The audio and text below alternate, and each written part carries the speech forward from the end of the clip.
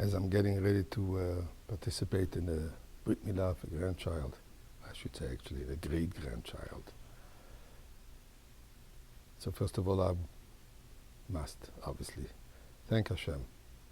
Hashem ki tov ki lo ilam chazdai. Thank God for this amazing blessing of being able to participate in a Brit Milah, in the circumcision of a fourth generation.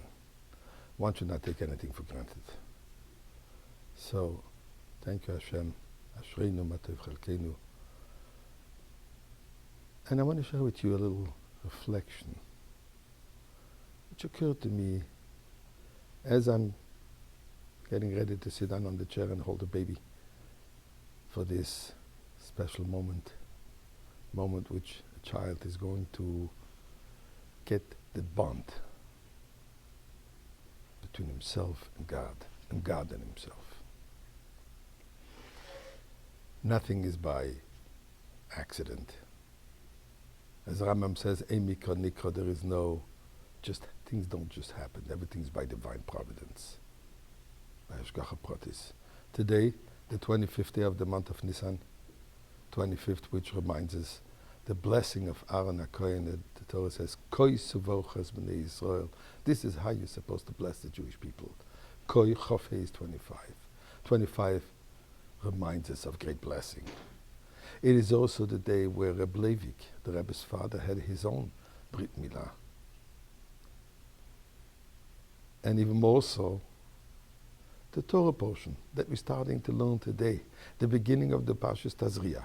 The Torah relates, Isha ki Tazria v'yalda zachar, a woman that will give birth, and she'll give birth to a male.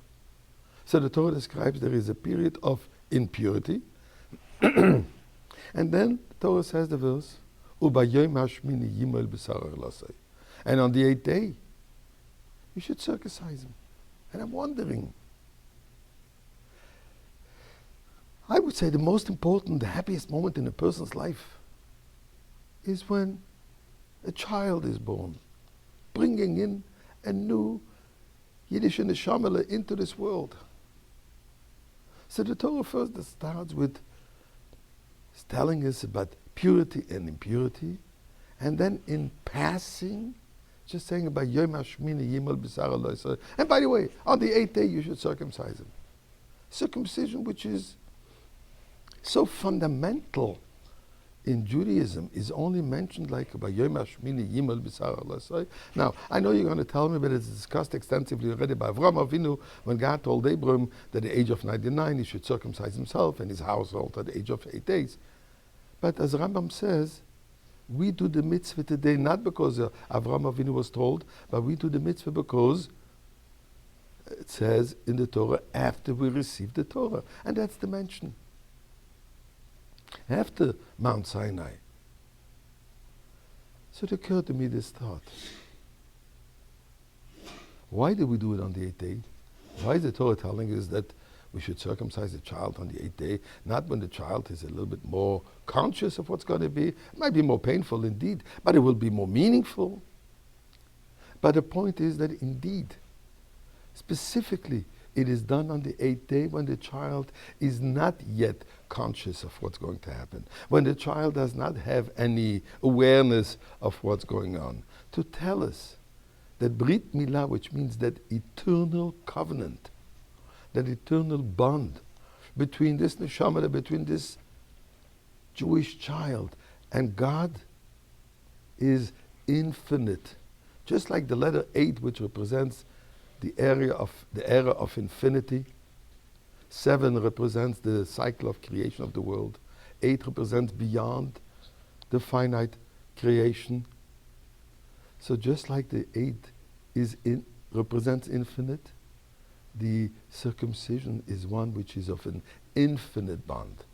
It is not based upon a person's understanding, it's not based on a person's experience, it's not based on a person's emotional qualities. No, it just is. And it is eternal. And maybe therefore the Torah says it just in passing, one little word. It doesn't go in at length for us to tell us, yes, just do it. Why do you do it? God said so. not because I understand the greatness, the beauty, the value, the amazing opportunity of getting this bond with God. It is beyond all that. And the Torah tells us, yes, little child, there is a world of impurity. With your birth, there is impurity also. And what is your task? To change that, to purify. And that's what life is all about. Life is all about to battle the darkness, to transform the darkness into light, the darkness of exile, the darkness of the powers of evil, to transform them and to ultimately reach the time of infinity, which is Moshiach. And therefore, Eliyahu HaNavi is going to be here soon, coming for the Bris Milah. And we're asking from him, please, don't just visit. Come and stay permanently with Moshiach.